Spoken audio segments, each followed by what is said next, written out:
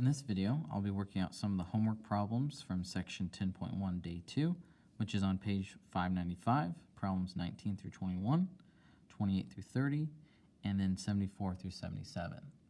For problems 19 through 21, and I'll work out number 19 here, they just want to know, is the sequence convergent?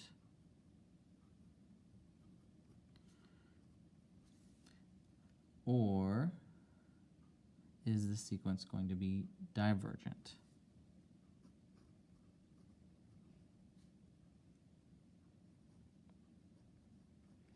And so in order to tell if a sequence is convergent or divergent, you have to look at the right hand behavior. You have to see what's happening on the far right side of the graph. If it approaches a unique number, then the sequence is going to be convergent. If it approaches some sort of either negative or positive infinity, then the sequence is going to diverge. So it might be helpful to kind of figure out what's happening with the first few terms of this sequence. And if you wanted to, you can even graph it to kind of get an idea of what the end behavior looks like from the graph. But I'll tell you right now, 74 through 77, they're going to give you the picture of the graph. So there's going to be a lot less work for 74 through 77. You just have to look at the picture and identify if it's convergent or divergent. So 19 through 21, these first three, are a little bit tougher because they don't give you a picture of the graph. So if I look at number 19 here, the first term would be a half, 5 divided by 10. The second term would be, and I'm going to write that as a decimal, 0.5, and then this one would be 0.05, and then the next one would be 0.005, and then that pattern is going to continue. I don't even have to type this into my calculator. So then just kind of figure out what's happening with these numbers. Are they going to eventually approach some other number, or are they going to head towards infinity or negative infinity?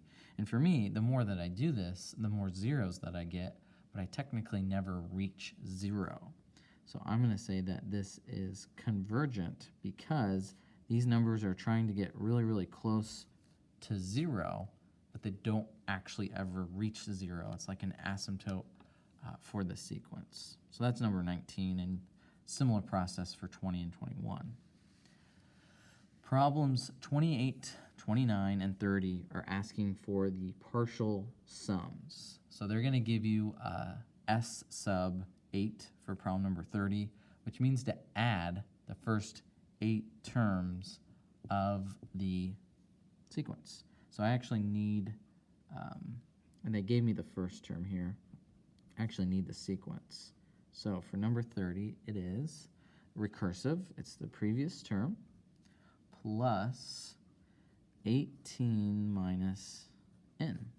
All right, so it's actually a combination of recursive here on the a sub n minus 1 and explicit over here with just the n. So the second term I would find by taking the previous term, which is a sub 1, and adding the 18 minus 2 because it's the second term. Well, we know the first term is 1 plus 16 would be 17. I might not do all of these, but the third term would be the second one plus 18 minus 3. And that would be 17 plus 15, and that's going to be 32.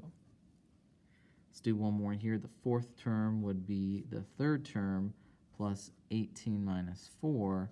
That's going to be 32 plus, 14? And that's going to be 46. So just to kind of let you know, the first term was 1, and then 17, 32, 46. So let me just go ahead and write these out. And I forgot the 32. All right, so 1, 17, 32, 46. The other 4 should be 59, 71, 82, and then plus 92. Okay, so you're going to add all these together. It should be 400. should be 400. Okay, you know, in years past I've worked out this problem. The book has had an answer of 428, but it should be 400. And the other part here, 74, once again, they're going to give you a picture of the graph. So you're going to need to look at this graph. But in 74, the sequence looks like this. And because it's not approaching some sort of asymptote for the problem, this is going up to positive infinity. So I'm going to say that this is divergent. Okay, so take a look at those and let me know what you think. There's your video.